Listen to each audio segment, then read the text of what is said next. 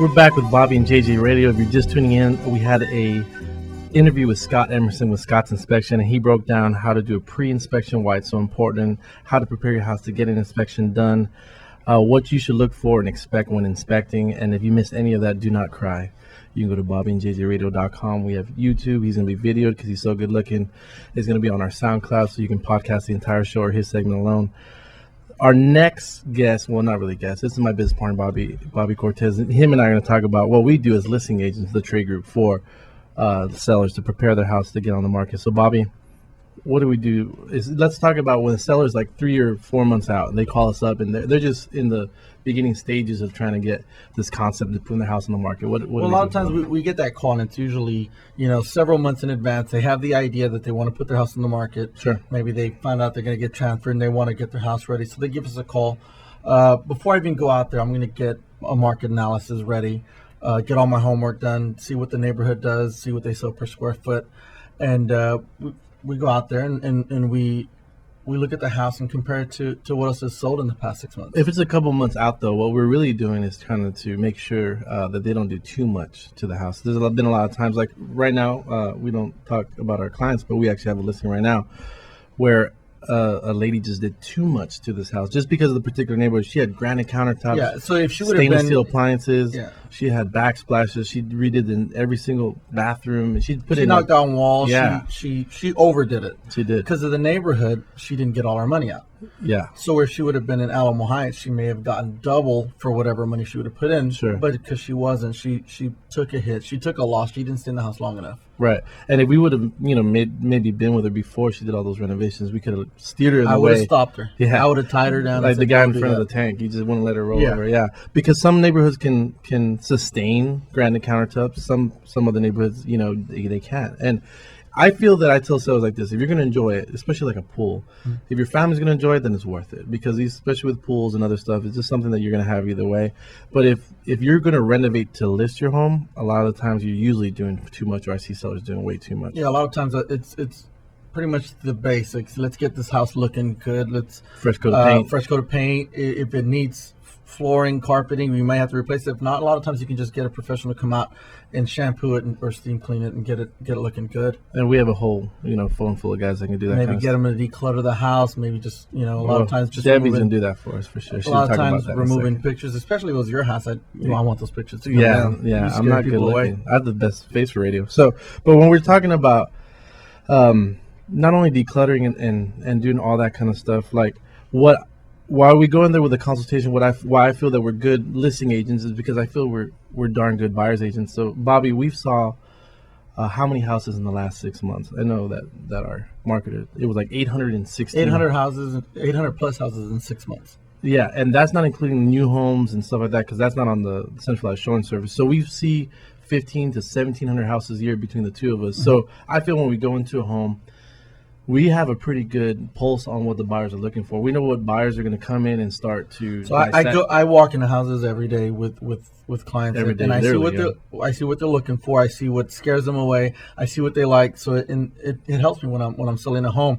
I know what people like. I know what a client's going to think when they see something. I know what they're looking for and what's going to help us sell the house. For instance, just recently we had someone that was looking for, like, the carpet was messed up in the house. I had a lady. I don't want to say her name. This was just last week. We go in and she liked the house and she saw the carpet was in pretty bad shape. It was really bad. They couldn't clean it. And she says, let's offer, $7,000 or $8,000 below because I got to replace all of this carpet. And I was thinking, are they shipping carpet from like Spain or Italy? Persian rugs? Is it gold lined? So I said, no. I mean, carpet's not that expensive. I mean, and honestly, they had a quote already uploaded, and it was $3,500. So more than double she expected to pay for the exact same thing. Yeah, because buyers don't know. They don't renovate houses every day. So when they see something small, like a fresh coat of paint, for instance, can change an entire listing, or a shampooing of the that's carpet. Huge. People always like, I gotta paint this whole room. Like, you buy a gallon, it'll take you 10 minutes. You can touch it up. And there's a lot of stuff that they either do too much or too little, I feel.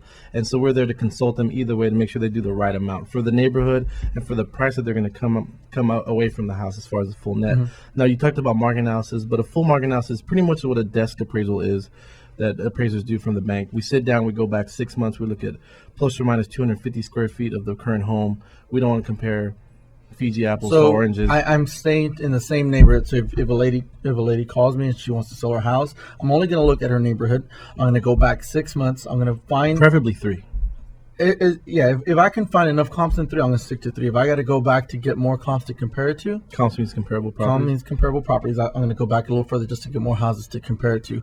But I'm going to stick to that neighborhood. I'm going to stick to 1 stories if her home's a 1 story. And let's say her house is 2,000 square feet. I'm going to stick to around 1,700 to about 2,200 square feet. And I'm going to find an average price per square foot of what they're selling it to. And then I'm going to compare it to hers. So let's touch real quick on the 1 to 2 story though. So people don't understand. They always try to compare like, well, the guy across the street got this much per square foot, but you're a 2 story and they're a 1. They don't understand why 1 stories are more expensive. The 1 stories tend to sell for more per square foot. They cost more to sell.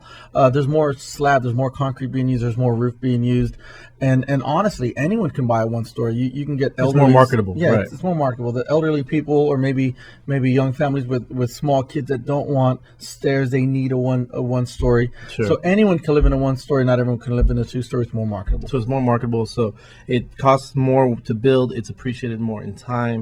And then, of course, it's more marketable. So they're always going to get more per square foot. So I know Absolutely. We have to be the bearer of bad news sometimes. So I know that we have everyone has a lot of listings a lot of questions when they're listing a property. We have a listing packet that we send out to every single potential listing with a picture of me in it. Yeah, so you can tear that page out right in the beginning. But we pretty much collaborated all the questions from National Association of Realtors and Texas Real Estate Commission and questions that we've gotten from potential clients, and we've answered them all.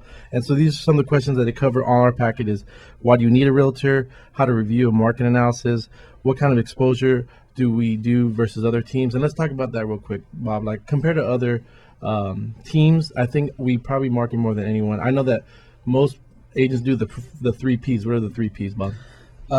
They put a sign in the yard. They put in the MLS and they pray. Yeah. And there needs to be a lot more than those 3 Ps especially in this aggressive market. We make sure that all of our houses are featured on Trulia, Homes.com, and Zillow. We make sure that it's in the Keller Williams magazine. We are all over social media. If we feel that it needs to be staged, we get a stager out there to get it ready. Yeah, Miss Debbie Boggs, yes. Yeah, if we feel that it may need a pre-inspection, we also get Scott out there. Mr. Scott, that's it. Yeah, and so we're going to cover everything in this listing packet, and we're going to send it out to anyone that wants to know about it. It goes over the sales disclosure, which is by far the most important document that any seller is going to sign. It's going to talk about how to prepare for showings, what to expect while you're showing a house, what happens once you get an offer, how to negotiate different terms of each offer, what's important to negotiate. The most important thing is after you accept an offer, what the timeline is of what comes next. Like we talked about the inspection period with Scott.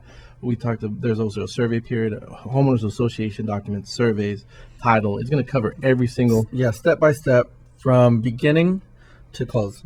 So if anyone wants this information, they can text the word or get a free market analysis from our team, which would cost about $500 if you're doing a regular appraisal. You can text the 3 letters CMA to 210-367-6024. Again, that's 210-367-6024. Or you can look us up at bobbyandjjradio.com or thetraygroup.com. We're going to take a quick break to talk about or ask Mr. Credit, which is Adam Hetrick's segment, real quick, and we'll be right back with Debbie Boggs. She is probably the best agent in San Antonio. She's talking about vacant homes and houses that have furniture in them, and how she's going to help you get your home ready to look as best as humanly possible to get the house on the market. You listen to Bobby and JJ Radio. We'll be right back.